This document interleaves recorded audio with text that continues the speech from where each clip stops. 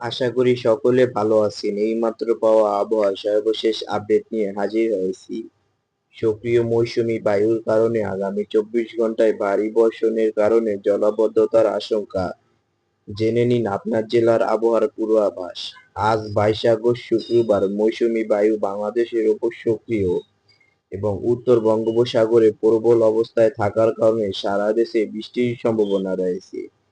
এর প্রভাবে আগামী ২৪ ঘন্টায় দেশের দক্ষিণাঞ্চল জেলাগুলোতে মাঝারি থেকে ভারী বৃষ্টি, কোথাও কোথাও অতি ভারী বর্ষণ হতে পারে।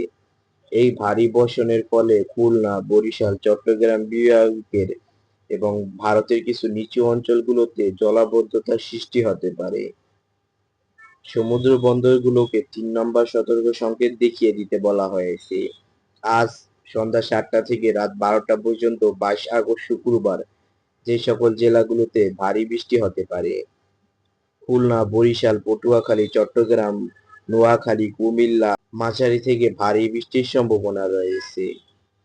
যে সকল জেলায় হালকা থেকে মাঝারি বৃষ্টি হবে: ঢাকা, ফরিদপুর, চাঁদপুর, লক্ষ্মীপুর, ভোলা, বগুড়া, ঝালকাঠি এই সকল স্থানে মাঝারি থেকে হালকা ধরনের বৃষ্টি হতে পারে। ভারতের পশ্চিমবঙ্গের উপকূলীয় জেলা যেমন দক্ষিণ ২৪ পরগনা, পূর্ব মেদিনীপুর, কলকাতায় মাঝারি থেকে ভারী বৃষ্টির সম্ভাবনা রয়েছে।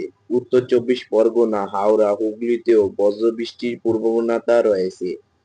আজ রাত ১২টা থেকে আগামীকাল সকাল ১০টা পর্যন্ত ২৩ আগস্ট শনিবার রাতে বৃষ্টির পূর্ববর্ণতা অব্যাহত থাকবে এবং সকালের দিকেও কিছু জায়গায় বৃষ্টি হওয়ার সম্ভাবনা রয়েছে।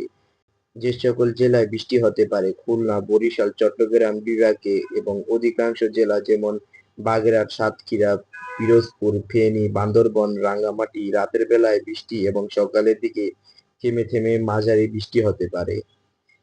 ঢাকা, ময়মনসিংহ, সিলেট বিভাগের কিছু কিছু স্থানে ভোরের দিকে বৃষ্টি হতে পারে এবং রংপুর, রাজশাহীতেও বৃষ্টির সম্ভাবনা তুলনামূলক কম। ভারতের বাংলাভাষী অঞ্চল: পশ্চিমবঙ্গের কলকাতা, দক্ষিণ ২৪ পরগনা, পূর্ব মেদিনীপুর রাতভর থেমে থেমে মাঝারি বৃষ্টি হতে পারে। আজ এই পর্যন্তই। লম্বা ভিডিও বা বড় ভিডিও হলে আপনারা দেখতে চান না, তাই আজ এ পর্যন্তই।